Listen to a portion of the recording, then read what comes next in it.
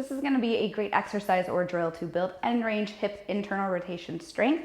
This is going to be a great way to do this standing. If you do not like the 90-90 hip internal rotation movement or that positions to progress for you, this is an elevated version of that where we can now only work on this back leg and we're standing. You may want to make sure you're near a wall or something you can hold on to.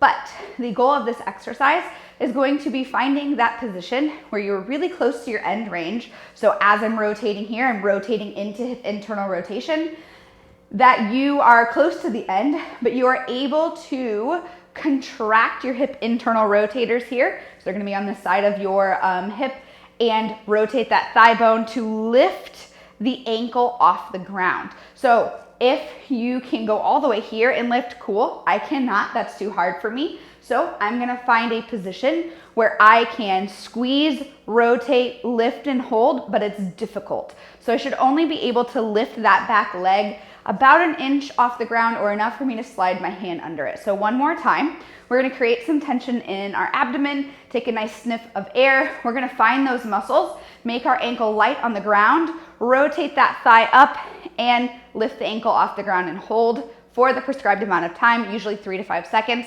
and parachute it back down and reset for the prescribed amount of repetitions.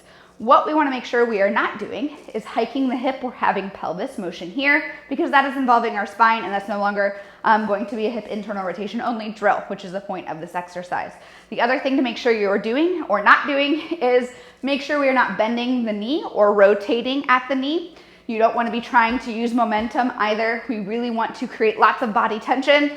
Like if someone were to come and push you over, you are not going to move. Squeeze those muscles, lift, hold, parachute them back down.